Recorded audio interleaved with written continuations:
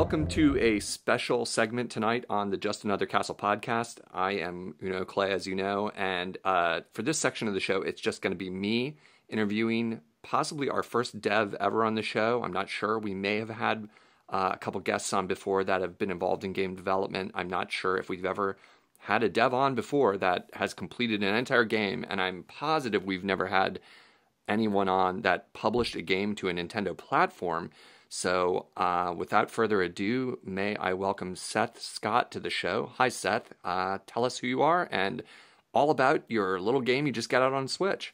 Yeah, awesome. First of all, yeah, thanks for having me on. I'm delighted to be here. And yeah, I just released a game called Membrane, and it is, I've been calling it a creative action puzzle game, kind of a weird little mashup phrase that I kind of came up with during development, because I didn't really necessarily want to just call it a puzzle platformer or just a platformer or just a puzzle game. And the game was designed around this idea of allowing creative space for the player while they're playing the game. So it kind of has puzzle elements, but it also has this kind of action-y platformer element as well.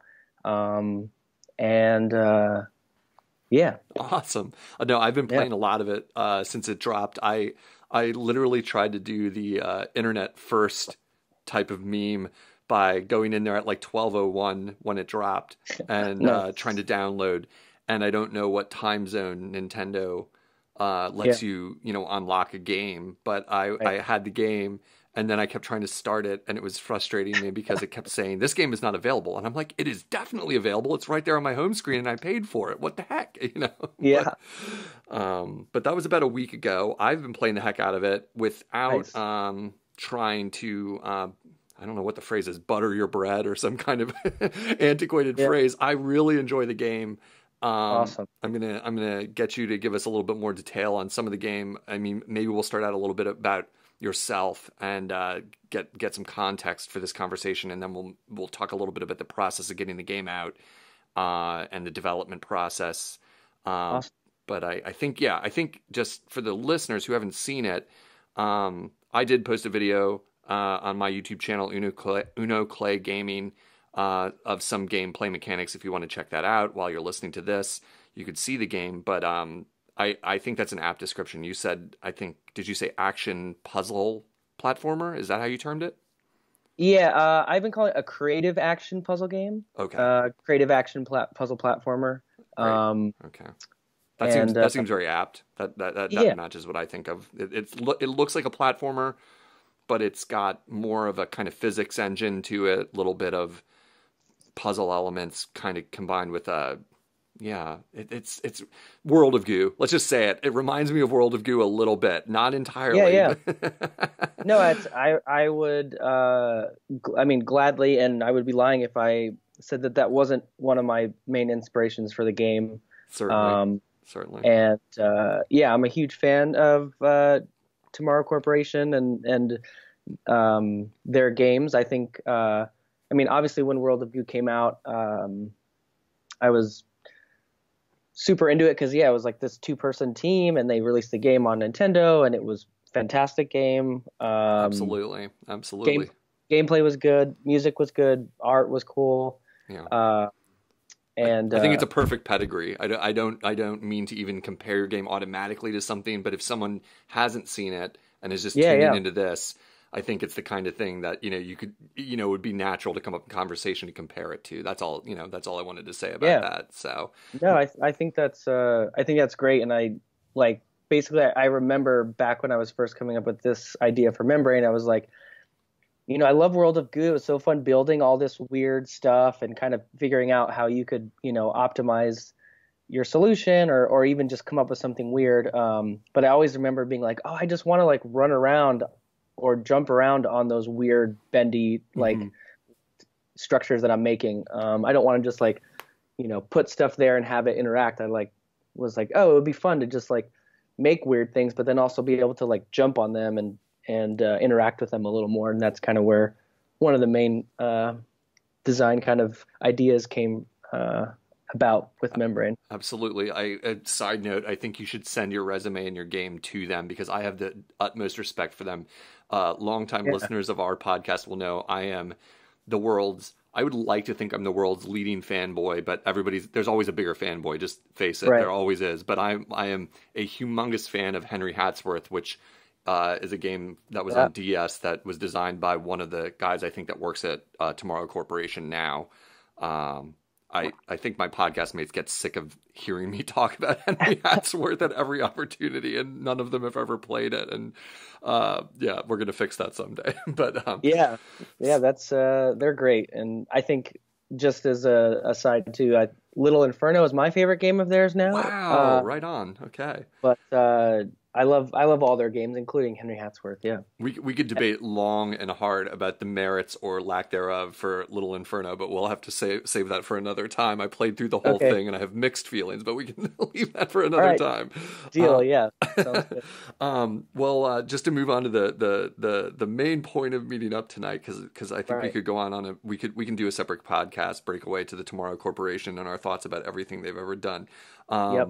So we've talked about what Membrane is. But circling a little bit like back to you and me and why we're even talking here. You Yeah. were part of my IGN boards back in the day, as were the other guys on my podcast, my show. One of the reasons we wanted to get you on. And I asked them to give me some questions if they wanted to pass anything along to ask you. And one of the first things that came up, in fact, was they wanted to know, did your either education or professional development into game design coincide with your time during my IGN, or was this something that came along kind of after you were part of that community? I guess, I mean, when I was this kind of more recent education and stuff, me going back to get my master's and stuff was definitely after my IGN boards time. Gotcha. Gotcha. And yeah, I think I had been out of undergrad and stuff for a while, and was was born in the early '80s, so I've been playing and a fan of games for my entire life, and is always kind of a background in like art and music and kind of some creative fields, and games was always something that I was like tinkering with. I didn't, I don't have like a computer science background or anything like that, and I always kind of thought that to make games you had to be a programmer, or you had to kind of have a little Right. more of this technical expertise that I lacked. Right. So I was always messing around with it, and I think that messing around with it on my spare time, kind of with different game engines or platforms. And I think the part of the reason I got into the IGN boards was I felt like it was a way to kind of have a little bit more of a deeper conversation with people, Right. rather than just games journalism, which I mean maybe in some ways now it's evolved, but back then it felt like it was more just like previews and reviews and like very just marketplace type coverage. Yeah, I think it's getting worse, to be honest with you, but it's hard to say. Everybody thinks it's getting worse all the time, but yeah, that's a complicated conversation. Sure. Yeah, and I think that it started as something I was like, oh, I read some things that people like yourself or other guys and girls posted, and I was like, oh, this is cool. This person has similar interests in games or content that I do, and they're writing this like, I don't know, cool Right. little article that probably would never get posted on some big game site, but it was like I enjoyed reading it way more than the next AAA review or something like that. Those were the days, weren't they? That was Yeah. You literally very succinctly and almost gave me the warm fuzzies thinking back on that, because Right. the way you described that, it's like, yeah, this was a way to have conversations about games in long format, sometimes or short format, depending, but the blogs and stuff, which was where I believe you and I would intersect like that. Yep. That was neat. Well, so you mentioned that you went back and got your master's, but at the same time you kind of have hinted at some of the questions I wanted to ask you. Okay. You said you didn't have a degree in computer science, but then you did mention a master's. So now, did you finish an undergrad in something else and then go back to school for something related to computer design, or just completely off script? The computer design is something that's self-taught. How did this come about?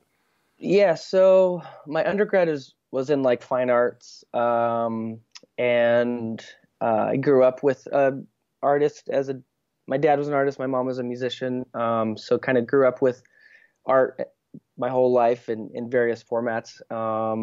Just, some stuff that I love to do was to do art and whatever, but getting a bachelor's degree in fine arts, not the most lucrative thing to do. I know the feeling. So yeah, I had various jobs after undergrad, and I've always worked with my first job was like a camp counselor or junior camp counselor when I was 14, and worked with kids in education and also in kind of like summer camp type formats for a very long time. So I decided to get my teaching license and kind of become a full-time teacher. And that was something I was like really into and super passionate about for a handful of years. And then I kind of stumbled upon this program that I just graduated from, the NYU Game Center. And it's a fine art program, but it's game design. And the way that some of the faculty and some of the ways they talk about games and design and the medium of game design was just right up my alley. And they were, approaching games from a fine art perspective instead of just like a computer science or something perspective. Wow. So yeah, it just like instantly hit me, and I was like, wow, this seems like the perfect place for me. That's amazing. I literally walked by, if you were at the main campus of NYU, I walked by your campus as recently as December. That's amazing. Wow, what a small world. And you sell it so well. I mean, I'm hoping you're not still on their payroll, and this is just a pitch for NYU, because it's like, wow, that sounds great. I want to go there now. Yeah, no, I am not on their payroll. I'm kidding, but you really sell it well. It really sounds amazing. I mean, because I did do some undergraduate work in computer science, and I never had anything close to the response you just described, where that the philosophy almost you're describing of game design was somehow in the foreground of the experience. Yeah, and it just really was something that I was like, man, if I'm going to go back, or if I'm going to get any kind of formal training in this is the place I would go. Because yeah, I could have obviously tried to go to some kind of programming I could have taken programming courses or gone back to school to learn, computer science and stuff. But that kind of stuff just didn't necessarily isn't what I wanted to do. And then so I saw this and I was like, oh wow, this is cool, because you do learn programming, you do learn all aspects of game design, and this program really is a little bit more kind of catered towards like the indie side of gaming, where like you kind of as a developer wear multiple hats and not necessarily have to do everything, but most kind of indie devs have skills in lots of different kind of bags of game development. Right. You have to. Yeah. And so anyway, yeah, it was we were living in New Mexico at the time, my wife and I, and I was like, well, this seems amazing, and we kind of were like, let's go for it. And so I just decided to apply, and I didn't make this decision I was going to go back to school and learn game design no matter, like, just keep at it. I was like, I'm going to try to get in here. If we do, we'll figure it out and see if it seems like the right decision. And if not, we'll just, keep going on with our lives and figure out what's next. Wow. What lucky happenstance, because one thing led to another. And as recently as moments before this interview, I called a friend to check the levels on my recording equipment, and this is not made up or in any way staged.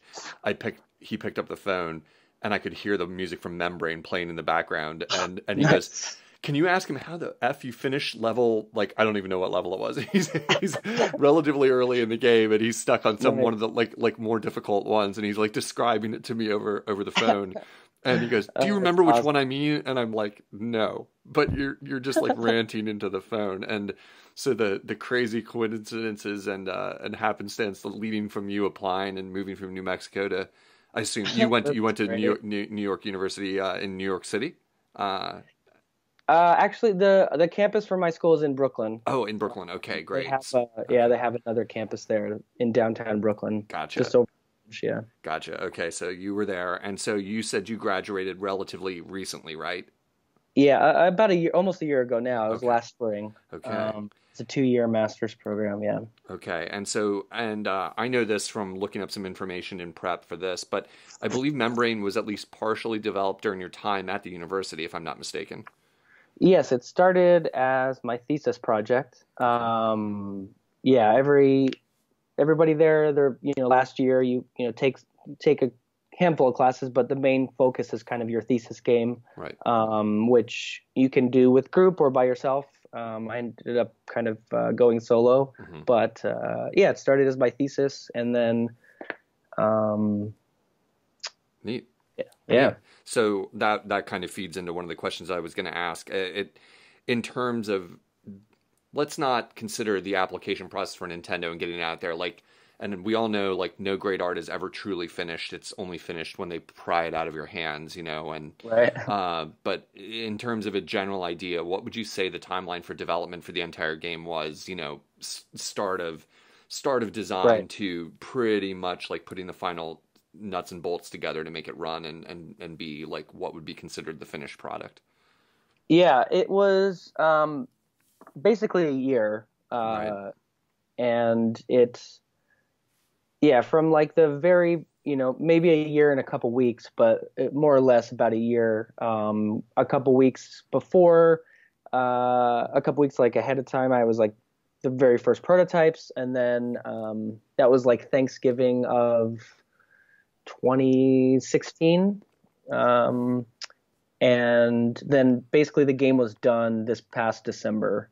Wow. Uh, Wow. and then the last couple months has just been going through certification and polishing stuff and fixing bugs and kind of fine tuning everything. But more or less, the game was done this past December. So yeah, about a year. As estimate of the number of hours you put into membrane, do you have any concept? Oh I'm sure my you've God. thought about it. I mean, if you did an I, average of hours per day during your student life, are we talking?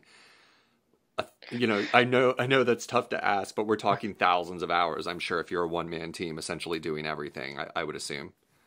yeah, I have thought about it a couple times because it's like I was like, man, this is depressing. But yeah, I mean, it has to be thousands of hours. Like, it started as a thesis project, and I was working on it at least every day. But during school, and I was doing other stuff, but I was working weekends as well. And then last summer, I was in this incubator where I worked on it every day, and then like a full-time 40-hour-a-week job every day, and then also nights and weekends. And then this past fall was just like me working on the game.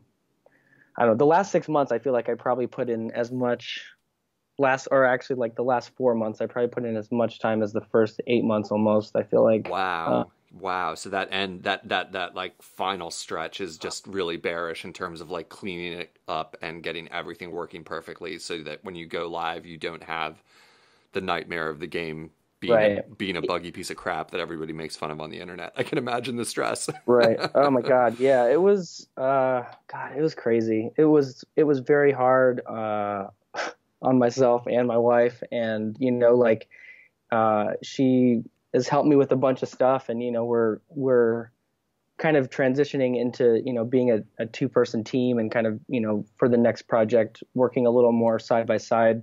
Wow. um Excellent. but Excellent. yeah, it's been a crazy, God, I wish that I had like somehow I kept track of every hour, because I've sat down and tried to think about it a couple times, because I'm like, it has to be huge, and it's I should have like somehow kept track or something. Probably not. Maybe better. Yeah, That's maybe not. that's the Maybe not. gamer in you that wants to go to your home menu and look at the number of hours you put into Monster Hunter, and it's Yeah. everybody's It's proud of that kind of stuff, and it's really kind of sad when you step back from it, like, dude, yeah. you spent like literally, 6 months of your life playing Monster Hunter, you're never getting Yeah. those 6 months back, right? You know that, right? Yeah, it is true. It probably would be a little bit of a But you have a product to show for it. That's the difference. It's not just a nice armor set, yeah. that you from killing fake dragons. That's true. Yeah, but It's- you have not only a great resume now, you have something that's genuinely fun and really cool to play. AKA art, to show off, right, and hopefully a gateway to the next thing. But we'll get to that. right. Just circling on to Membrane. So you just to be clear, you did everything Yep. here. You did music, you did graphics, you coded, you bug tested. Other than maybe workshops in college or play testing with other students in the program, did you have any outside help for this, or this is all Seth Scott? Yeah, it's all me. My Wow. wife definitely helped out with some of the art, especially in the like kind of narrative stuff, the narrative sequences. Okay. And she also helped with a lot of kind of design decisions and some game design stuff. But yeah, ultimately, it's everything was done by me or by us in terms Wow. of the design, the art, the music, the programming, the coding, the My bug God. testing. And Um, when it comes to bug testing, I don't know a heck of a lot about that world, but do you does bug testing come down to you literally trying to break your own game, or is there any kind of checklist that Nintendo or anybody else gives you to run through? I really don't know a lot about that, and I'm a little curious just personally. yeah, I mean, I on top of that, like you did mention it, there's a lot of, I mean, so many hours of playtesting as well, by myself, but also by colleagues and other students, and then also just there's this thing that we do at the game center called Playtest Thursday, where every Thursday for a couple hours in the evening, you can bring your game and just set up, or and it doesn't just have to be people in the program, like it's open to the public. You can Huh. set up your game and people just play it, or people can bring their game from their home or whatever, and it's framed as like playtesting, so people go there expecting weird single levels or broken games or things, and so it's a very Mhm. something the game center is very big about, and also myself is just playtesting because Of course. Of it's course. it's scary to give somebody something that is broken or is not perfect.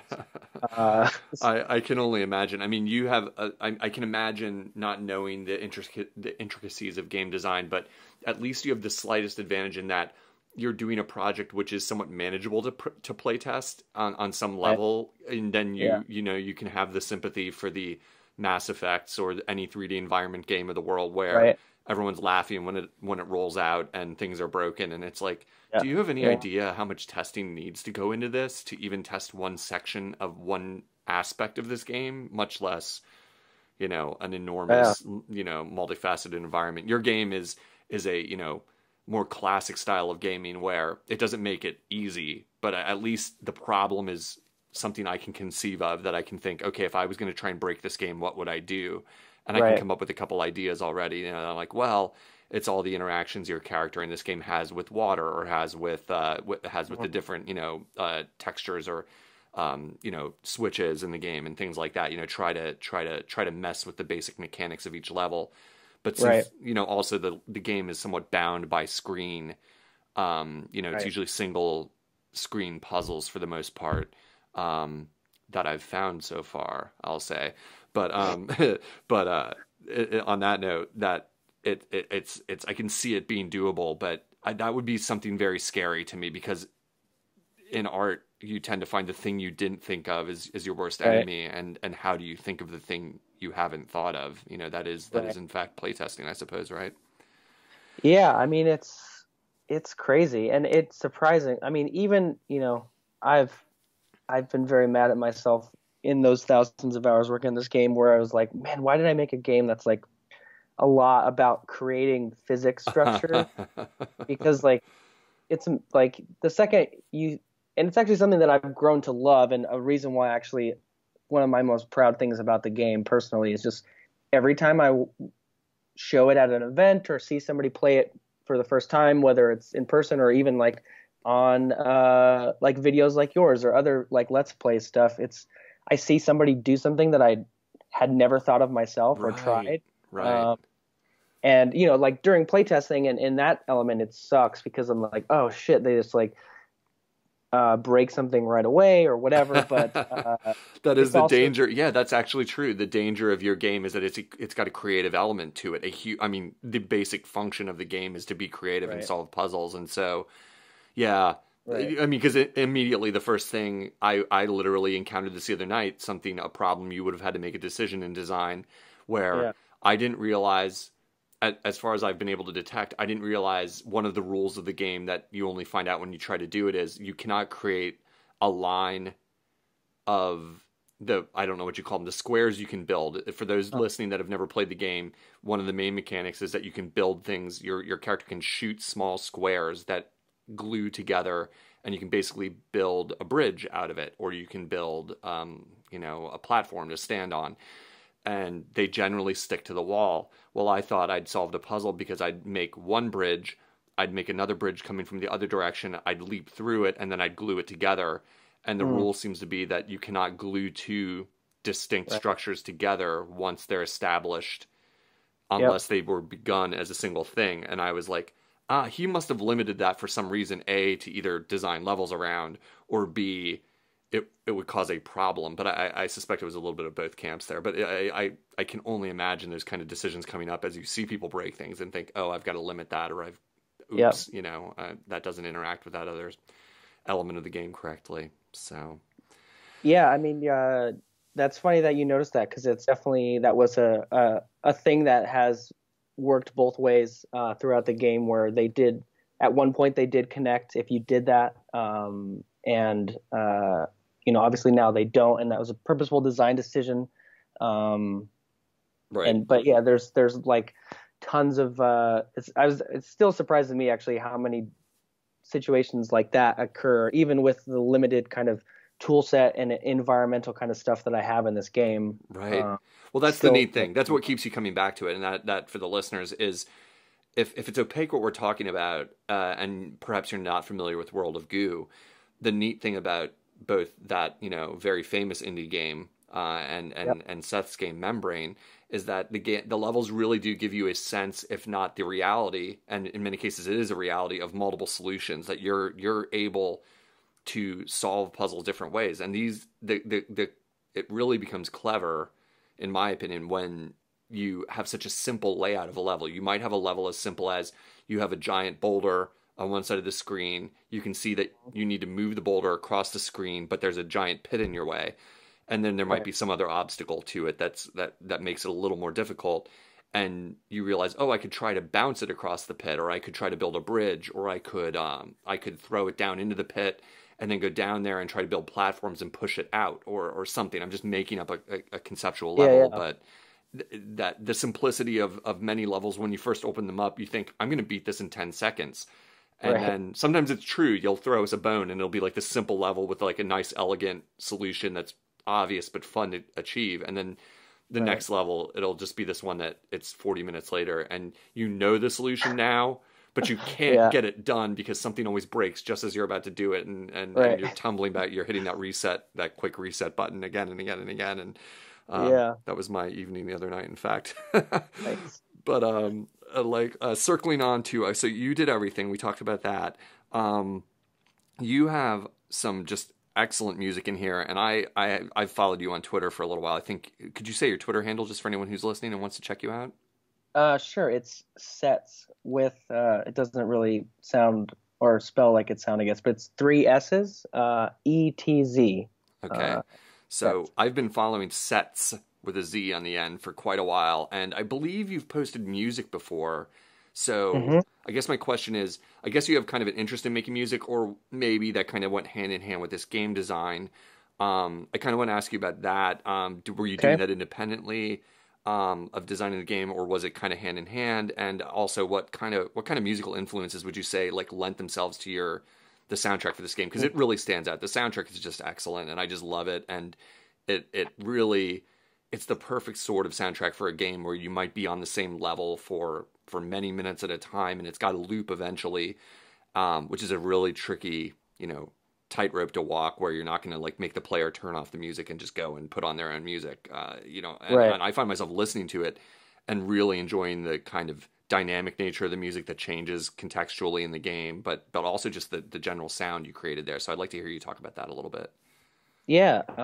Well, thanks. I mean, it's all those things you're saying are really awesome to hear somebody else find those things from it. But yeah, it's I definitely have been a big fan of making music for a while now. I've been in a couple different bands. My wife and I actually play music together in a band. But Give the name. Give us a little hype. We're called Pancakes. The pancakes, just pancakes. Period. Just Okay. just pancakes. Yeah. Gotcha. Actually, there's an exclamation point at the end. So okay. it's Pancakes. Yeah. Pancakes. Yeah. But yeah, so the music, I usually, outside of band stuff, the kind of music that I personally kind of do on my own or whatever tends to be a little more instrumental, or kind of more like score based, something you'd see in a movie or a game, or something that has a little more kind of slower elements to it, and kind of not as like strict songwriting type style of music.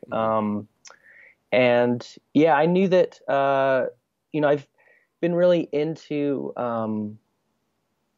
bands or different musicians that kind of use lots of like very tactile type stuff, or try and create these weird atmospheres or environments for their songs. Right. It's very atmospheric. That's the first adjective that almost comes to mind. But it's a cheat to say that, because it doesn't tell anyone what you sound like when I want to say that. So yeah, I hear what I know exactly what you're getting at. I don't know, I'm not hip enough. There's like all these new genres these days, like chill wave or synth wave and things like that. And those words pop to mind, but I don't know if I'm using them right when I say it, when I try to describe the music in your game. Are you even as the composer able to like get close to a genre that you would describe, so that someone who hasn't heard it would even have an idea? Because I'm stuck. It's chill. It's psychedelic. It's when you move around the level, like when you go underwater, the pitch shifts and bends and wiggles almost like you're underwater, which is a super cool effect that I just do it for fun when I'm in the level. I'm like, let's see what it sounds like underwater for a second, Nice. Love it. Yeah, but it's tough to pigeonhole. Yeah, or put you in a box for that. I don't know if I'm hip enough either to know, or to like know what it's called. There's so much weird. Yeah, it's actually, I'm always like impressed. I'm like, man, they came up with like a new thing to call music, and it's always like some weird, cool thing that's, called like, I don't know, lo-fi, like metro wave or something. And it's like, what does it even mean? But and you lived in Brooklyn. I mean, like, I can only imagine the number of genres you see on a mere flyer on a daily basis. It's totally true. I love Brooklyn. Shout out to Brooklyn. I love the music scene up there. Some of my favorite bands have come from there. So just saying. Oh yeah, there's so much great music here. It's pretty amazing. Totally. Well, we can leave that aside. People can check it out. I mean, it's really tough to ask you about. I mean, I will say this one thing. I definitely wanted it to have this little bit of a like analog tape feel to it, that it's kind of like you're listening to it on the tape deck, and it's a little bit like slogging a little bit, and it's like a little bit out of tune. And so when I use a Teenage Engineering OP1 synthesizer. Okay. It's like I use it in tandem with like a Ableton digital kind of audio interface, but the synthesizer I use for a lot of my stuff or kind of music creation, it's a fantastic thing. It's the coolest, most high tech toy you'll ever make music on. Nice. And like it has this amazing display, and it's very kind of analog in its digitalness. And nice. Like you literally, when you record stuff on it, it's on like a reel to reel thing that you can like it's not a reel. It's like it's a digital reel to reel kind of 4-track. Okay. But Okay. you can like do the stuff you can do on a reel to reel. Like I don't know, it's weird, but I knew that I wanted. I could talk about it for a while, but I knew that I wanted Membrane to have this kind of analog-ish feel to the sound, and so like when you collect the two little orbs in each level, Hmm. it does this like tape slowdown, like some it kind Yeah. of like it's very subtle, but like it has this cool weird like somebody's speeding up or slowing down the tape, and like you were saying the underwater thing, Yep. or Yep. when you die or reset a level, it does this really quick pitch bend, Yeah. and so there's I just can like hear all these in my head from having played the game so much. It's so fun when you nice, tell me this because I think, oh, I didn't realize it, and now that I hear it, I mean, I'm not hip, but I mean, in Brooklyn hipness, I do have a tape deck with analog cassettes sitting only 5 feet from me here, so I'm nice, not totally unhip, if you know what I'm yeah, saying, Brooklyn style. But yeah, like, I love it, and I especially love it because shout out to the guys on my podcast. They all think of me as the old weird retro guy, and I'm like, they just don't understand that nice. everything that's retro will become new again eventually. They Oh just yeah, haven't been for around long sure. enough to know that yet. So Yeah. I'm Yep. big analog fan right there. That's amazing, and I love Yeah. hearing about this tech that you did it on because that you did it with such intention to achieve Yeah. that, especially the sound effect that you described when you grab the orbs. That just Right. kills me every time because it's such a cool sound effect that the way it takes the background sound and just bends everything for a split second. It gives just such a strange, like such a strange sound effect to the game. Just and like the noise effect when you reset, like you named. Nice. That stuff just the best. I could go on as well, but we should get through some more questions because the music alone in this game is worth picking it up. I say that with sincerity to Thank you. folks that are Yeah. listening. And shout out actually to I had some of the elements of that analog in there, but my wife was the one that we were trying to figure out the perfect sound for the collectibles, and we couldn't get it just right.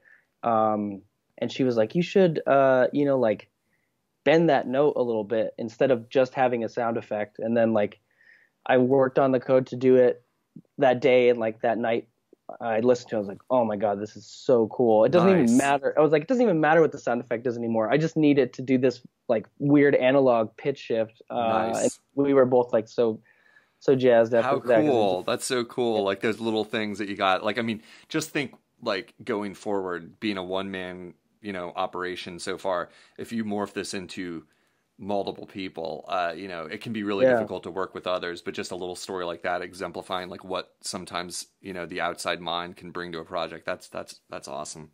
yeah. It's those little things are cool because you're like, yeah, it's got to be a perfect sound effect. It can't be anything else. And then you're like, oh no, there is these other weird design elements that you can do that like take it out of just being a sound effect. And Yeah. then you're like, oh, it opens up the doors. It's It's tough when you're cool. that close to a project. I know that feeling a lot that I have to Yeah, like yeah, stop and get input occasionally and then just be blown away that ah, you solved my right. problem by just being someone else and saying a Yeah, different idea. So, yeah, totally. so let's see here. Let's hit a few more questions. Okay. Let's see. We got.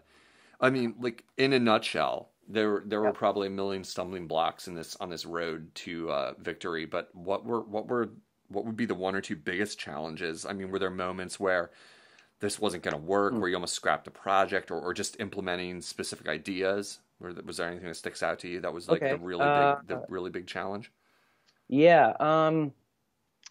Probably the biggest thing. One of the things that ended up probably causing me the most hours of work was getting the electricity to function correctly. Okay, just let me give the audience a little bit of Yeah, yeah. a read on what that is. In the game, as a player, not as the designer, the way it strikes me is further in the game, you start to have to connect circuits. A section you'll have a section of the Hmm. board that has electricity. In order to open a gate or to escape, you have to run wires effectively. You have to create and build wires to connect the electricity, and there will all be kinds of puzzles that'll make that difficult. You also can't touch the wires when you're working on them, or you will die. So it gets very tricky. So that I can see that being a problem. So with that in mind, this was hard to implement. Yeah, it was, it was something that I knew I wanted because I was like, man, it would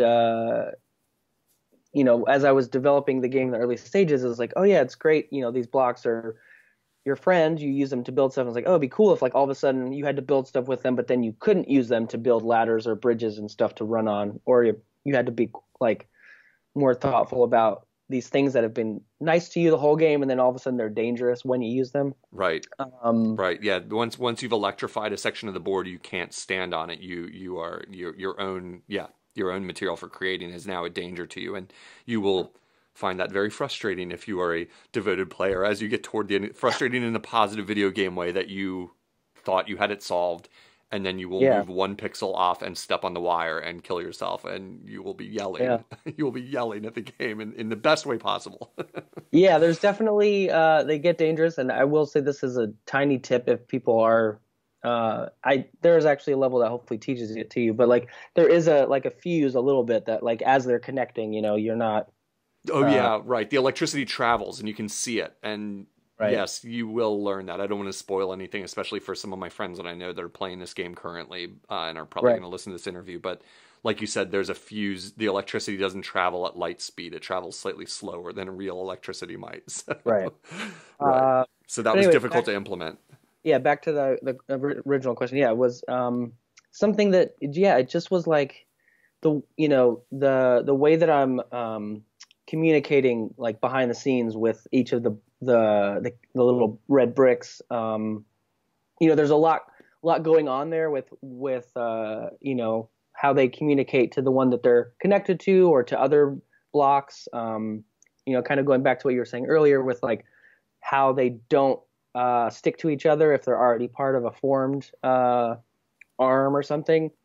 There's a lot of communication there, and the electricity just added this whole other element where instead of just checking for collisions with other blocks, there was this communication that they had to do whether or not they're passing electricity. And yeah, it just was, to put it in the simplest way, it was just it took a lot of time to get that to be reliable, so that like if you cut the ammo or cut the bricks and got them back for ammo to replenish, like they would reset and turn off, and then they wouldn't kind of, I don't know, there was just lots of stuff, and it took a lot of time, even up to kind of the final push. There was still some bugs that I was dealing with that electric bricks. Interesting, Yeah. because it's the kind of thing when you start to think about a game's design and its mechanics under the hood. I I can't even deny that I thought of that because I was preparing for this interview and playing the levels with these kind of things in mind, and I did think of how difficult that might have been to work. It's the kind of thing, at least I could say, occurred to me that could be the kind of thing that could break the game if it wasn't Right. functioning Yeah. perfectly. That the way you can break the wires and then they reset as you were describing. But we're getting a little opaque for anyone who's never played Right. it. But yeah, that makes sense. You'll understand if you play. I think it's like about World 4, Yeah. roughly numerically speaking, where you start Yep. to encounter the electricity, and it opens up a whole nother mechanic to the game, like a good video game should. You've played, you've learned, you've mastered, and now the game adds another feature that wasn't present whatsoever until that world, and then, oh wait, this just got way Yep. harder, is what you think to yourself as you encounter it. Like, this is Yeah. really Yeah. neat potential, but the game just upped the ante on me. So Nice. Yeah. let's see. Was there anything you wanted to get into the game that you ultimately had to just cut, that you said to yourself, this is, either time wise, or it was just obvious that it had to go, or literally had to be, chopped off in order to get the game out the door? Let's see. Yeah. I mean, I had a bunch more levels, I guess. I had a lot of levels that were kind of just something that I didn't feel were good enough to have in the final game. Sure. Sure. And a couple more like environment kind of obstacles or interact like things like the springs or the electricity or the red spinner blocks. Mm-hmm. A couple other things like that I felt were maybe a little like too similar to one or the other, and it was I really tried to make each of the kind of things that appear the environmental hazards or things you can interact with outside of your two tools to be Nice. distinct, and so that like you wouldn't be like, oh, is this the spinner that does this, or is this the spinner that does that? Right, right, right. There is one level I think where I left it. I liked the level, and it kind of is a one-off where the spinner is a little different than it functions in every other level. Okay. Okay. But it's Interesting. not. But it's not like crazy different, and I you know, understand what you're getting at though, but it was a bit of like a level where in the end you made an editorial decision as a one-man team that you were yeah, fortunate enough in that situation to make and say, even right, though it may yeah, not completely fit the template, I'm going to play yeah, Miyamoto here and I'm going to say this stays in. Like this is fun to me, and I'm leaving this in whether or not you think the I forget what it's called, Kirby's shoe in that one level of Mario 3 or something like that. Even though this stands out like a oh, sore right, thumb, right, right. Kirby's shoe, like even though everyone for the rest of time is gonna be like, what was that all about? Like that one Why level was that that had in that in, there? Yeah, but it was like, hey, that was neat, and it was memorable, and we grew up thinking about it. Well, that sounds like a really both lesson. I mean, it's the lesson any artist or any designer or anybody working in a creative field is going to learn at some point. What you're yeah, describing there is some of the toughest things are deciding what to cut. You build, and then you have to cut things, and well, maybe someday membrane is going to take off and you can do a director's cut and all these things can make it into the right. into the director's Yeah, cut. that that would be cool. Yeah, I always the one thing that I always knew is like I personally, especially now getting older and like maybe not getting the time to play as many games as I used to, is like I love beating a game and being like that game was great. I finished it. It's done. I can move on from it in my mind. Right, right, And yeah, there's some of these bigger games now that I enjoy as well, like Breath of the Wild or something that I'll beat, but I'm never going to perfect. But right, right. and I still enjoy those. But I feel like a lot of games nowadays are moving more towards just like so much content that players can't complain about spending $60 on it or something because there's like, oh well, you can keep doing stuff. You didn't beat it yet. Right. And I personally will pay $60 or $20 or whatever for a game, and I don't really care about the length. And I knew with Membrane I wanted it to be a nice little bookended experience that was somewhere that just felt good in its play and its length, and like it didn't outstay its welcome, and you weren't like, oh god, more levels. And so I tried to obviously there's no perfect answer or way to justify or quantify that, but I knew that I wanted it to be a nice kind of set of levels and a nice bookended thing that you can hopefully beat and be like, oh, that was great, and felt like a good length. On behalf of every backlogged video gamer on the planet, may I say thank Right. you for having that philosophy Nice. yeah, the Yeah. indie space is great for that. I honestly completely identify with everything you're saying. I was thinking last night. I've been playing. It's almost a year now. Breath of Wild's been out, and I haven't finished it yet. I have over 100 Yeah. hours on it. I recently picked Yeah, me up too. Doom. I picked up Doom for Switch, and it's not nearly in the same scope. But if you want 100% it, it's quite a large game. Relatively, it's a large game. It's kind of quite a large game by modern standards. But I literally Right. was thinking this very idea to myself last night. I thought, the older you get, the more you have to consider which games you even ever pick up, because Yeah. it's almost a True. year. And granted, I could just sit down and be like some teenager who drills through Zelda. I enjoy Yep. sipping it like a fine wine, and I'm Me too. still at over 100 hours here. And I'm like, I could go to Ganon's castle or Zelda's castle and probably beat the game relatively quickly at this point. I need to finish off one more Guardian and do some other stuff, and I think I'd Yep. be at the end of the game. But it's not meant to be played that way, not for me. Me neither. I couldn't You agree know, with you more. It's you know. literally like uh, I've been playing Breath of the Wild the same way. It's like I did not want to just blow through it or even just beat it.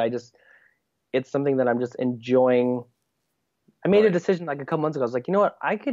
I'll actually happily, kind of the opposite of what I was just saying. I was like, I'm happy to play Breath of the Wild for the rest of my life. And Well, just there's like a space for both kind of games. That's the point. yeah, Yeah, and your game fulfills that other niche where some of us yeah, sometimes want to finish something. You want to finish it. You want to see the feels game be good. done, and Feels say good to finish. that was neat, like you said. Well, thank you for designing a game like that because I do enjoy this that Switch has become, and Nintendo is becoming a place where there's room for both. And I've been preaching this to anyone who would listen for years. I'm like, all Nintendo has to do is become the Steam machine. They have to be Yeah, yeah, Nintendo plus Steam, and then yeah, there will be room for everything that you want on their console. You can play the new Mario, the new Zelda, the new Metroid, the new big game, and then you can download games of any stripe, whether it's an RPG, yeah, a tactical, a strategy game, a puzzle game like yours, and fill in the blank, because there's a lot of people out there that don't necessarily look for these, like,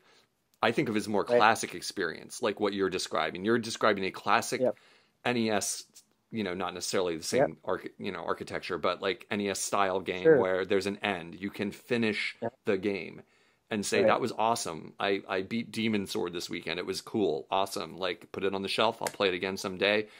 But it's not, Skyrim, which I want to play.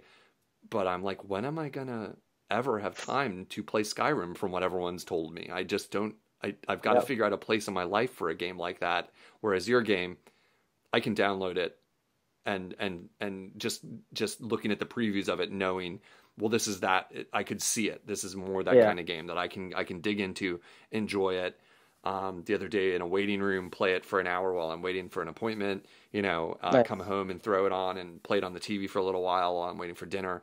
And then if I really want to make a push, I can tell this is Right, like a 10-hour game, a 20-hour game. It depends, on right. how good you are really on this one. But, well, Yeah, neat, yeah. neat. Um, I know a lot of our listeners would want to know, how was the process, and if you feel the onus of not being able to speak fully on this, it's fine. I understand business relationships and professionalism, so that's Right. totally fine.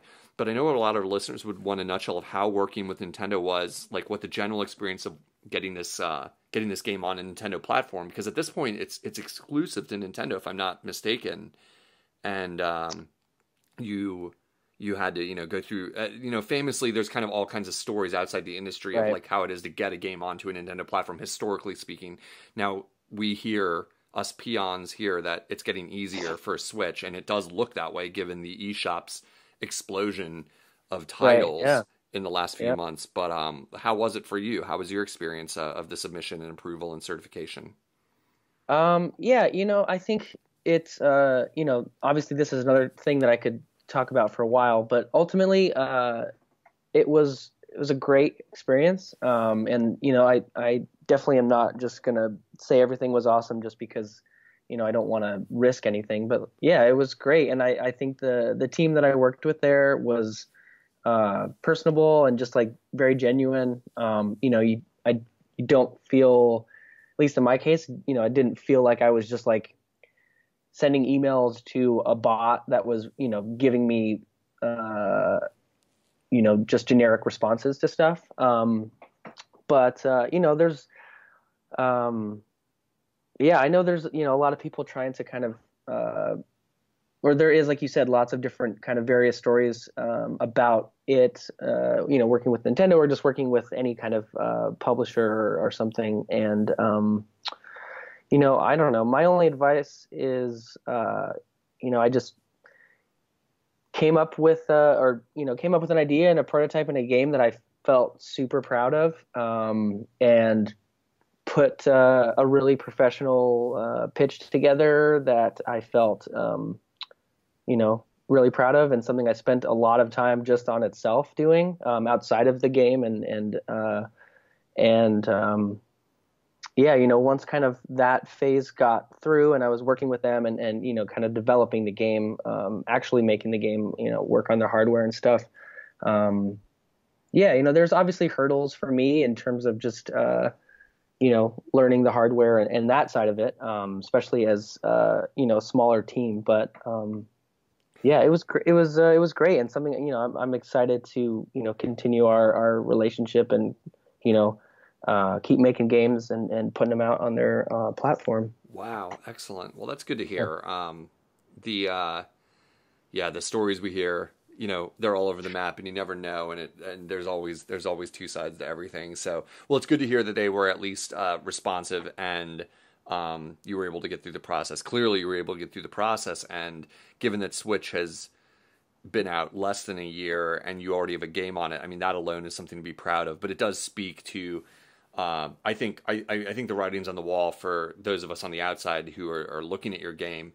I would say that it tells a story to think that you are a one, maybe two person development team essentially, and Right. you were able to get a game on their platform. First of all, it speaks highly of you, but it speaks well of them that they were responsive to you and that your game is now on there. I mean, it's a testament to me as a Nintendo fanboy openly that they Yeah. weren't just blowing smoke when they said when Right. they came out with Switch saying we want this to be an indie platform, and I was like Yeah. banging my fist harder than anyone on the desk and like in joy saying this is what you need to do, this is what you need to do. You're never going to beat the other Right. consoles at the things they specialize in, not right now. You need to Right. rebuild, and you need to keep doing what you're good at the same time, and bringing those indies on, and then having the Nintendo Direct where they featured indies and have made that a big focus Yeah. on and off again, and I think it's going to continue is my impression. And then from your side of it, saying they have the support staff there and the contacts there that you can get responses, and if you know what you're doing and send something in, it says a lot to say that you're not someone with a secretary handling calls and an administrative staff like handling the submission process. You're the one doing it, and you were able to do it while at the same time getting the game polished and out there. So that's just really Yeah. cool to hear, and it's cool to see. It was one of the reasons I really wanted to talk to you, because I thought Thanks. I Yeah. can't believe that somebody did this. This is just not something I've seen before with Nintendo. You would have had to go back to the days of the Right. NES where people were, the people that were publishing off brand, that were making the Right. non Nintendo certified games that were a couple people in a garage that reverse engineered the dev kits and stuff, and Right. Yeah. and Yeah. that managed to do this kind of thing, and they were doing it without permission and Right. ended up in Yeah. court, so that they've made it easier, and and you can get through it. So that's just great to see. Yeah. Yeah. It was great. And, it definitely was a more work and the hardest thing I've ever done in my life. It wasn't Huh. easy, but, Huh. and that just goes to, saying not just like the hardest thing was working with Nintendo, but just making the game, making it for the console and, making sure that it kind of going back to what you were saying earlier is like, especially, releasing a game on my personal webpage is one thing, but doing something like this that's like a lifelong goal of mine and on a console that I'm a fan of, and like the possibility that it could be played by tons of people. It's like wanting to make sure that piece of art or piece of that game is as ideally perfect as it can be when it's first released is like unbelievably stressful and was a lot I was can like only imagine. not yeah, it was just a lot to deal with. It's But it like was going on stage, but you're going on stage in front of an invisible audience that might have 1 or 10 million people. I just can't exactly. imagine it. Yeah, it's true. A visible audience that you never know the size of. That's just amazing. Yeah. Well, I think you've done a great job. What Thank you. will it be coming out for any other platforms, or are you looking into that? Or are you just looking to the next thing now, and that's a possibility down the road? What's the future for Membrane in terms of that universe? Yeah, I think I would love to bring it to other platforms. I'm definitely, it's not, it is exclusive right now, and I wanted to kind of focus on one console at a time, just as a smaller team as well, going back to that, just making sure it was good on the Switch for launch. But I'd love to, bring it to other consoles if that's a possibility. And at some point, probably maybe in the summer or something, I'll or maybe later this spring, release it on Steam and stuff like that. Because Cool. that's just Cool. it's a tough marketplace, but it's also something that a lot of people enjoy playing games through. So I definitely 100%. want You shouldn't limit yourself. I mean, the exclusivity is nice, but you're not at the level where you can afford to make the exclusive decision unless No, there's yeah, something in it for you. So exactly. No, that's totally true. And yeah, I definitely see it coming to Steam for sure. And then hopefully other consoles, but we'll see. nice, yeah. Until you get sick of working with your own game. Like at this point, if Right. you'll probably need a break for a little while anyway. The exclusivity is a benefit at this point that you can Right. put No, the it's game true. down for a few minutes. I need a break from it for sure. But I did just finish the second little patch for it today, so I don't know if I'll have a break yet. But hopefully this, it's very small patch stuff. It's nothing game breaking, but Cool. Cool. I didn't yeah, even know that you were patching it, but that's neat. That's good to hear you continuing support. Everyone always wants to hear that. Continuing support is good. yeah, So besides, potentially, just to wrap up, besides potentially, taking Membrane on the road, other places, right. is there anything else on the horizon that you're thinking about? Any new ideas coming to mind? Anything in the, embryonic stage or stuff you Yeah, can't talk about, obviously, or whatever? yeah. Jess, my wife Jess and I have a huge list of game ideas that we've just random some ideas that are like one sentence or just a title to games that have kind of more of a sketch prototype of what they are. But yeah, a lot of it right now is just been a lot of our focus this last year has just been getting this game out.